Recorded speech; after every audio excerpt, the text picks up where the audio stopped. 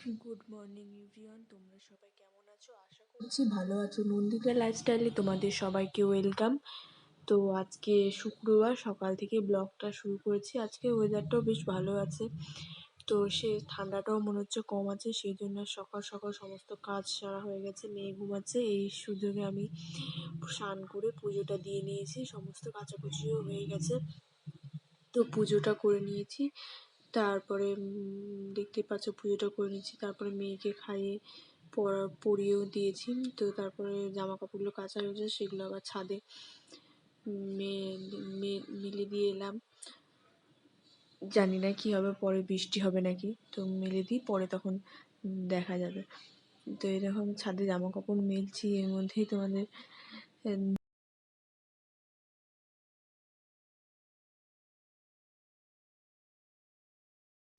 আমি ছাদের মধ্যে জামা কাপড় মেলছি, ওর মধ্যে ও এসছে, এসে ছাদটা দেখছিল কি জানি, দিয়ে এবার ও যেই দেখেছে ক্যামেরা, সে নিচে চলে গেল দৌড়ে।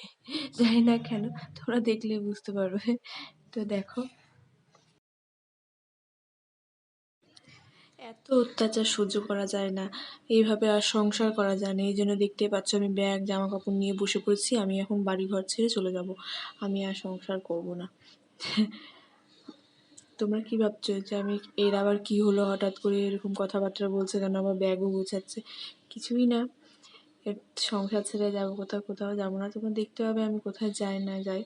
তো দেখতেই পাচ্ছ ব্যাগ গোছাতে বসে গেছি, এখন ব্যাগ গুছাচ্ছি।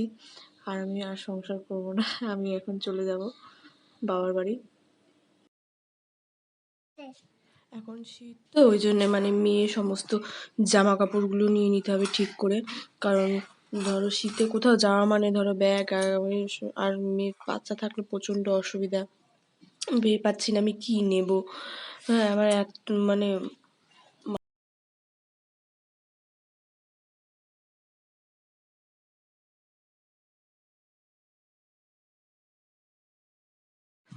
দেখো, আমি ব্যাগটা ঘাড়ি নিয়ে দেখছি যে কেমন লাগছে। তো আমার মেয়ে এসে বলে কি, আমাকেও ব্যাগটা দাও, আমিও ঘাড়ি নেবো। তো আমি বলছি, তো অত বড় ব্যাগ নিতে পারবো না। ওকে ওর স্কুলের ব্যাগটা ওর ঘাড়ে দিয়ে দিয়েছি, ও সেটা নিয়ে দৌড় দিল। আমি যা করবো ওকেও তাই করতে হবে। তো আমার তো সমস্ত ব্যাগ প্যাক করা হয়ে গেছে, এখন সব ঘরটা গুছিয়ে নিয়ে ঝাড় দিয়ে নিলাম। তো চলো, আজকের মতো ব্লগটা এখানেই শেষ করছি। নেক্সট ব্লগে তোমাদের সাথে আবার দেখা হচ্ছে। তো টাটা। আর ভালো লাগলে লাইক শেয়ার কমেন্ট অবশ্যই করে দিও। আর তার থেকেও বড় কথা, তোমরা কমেন্ট করে জানিও কেমন লাগছে।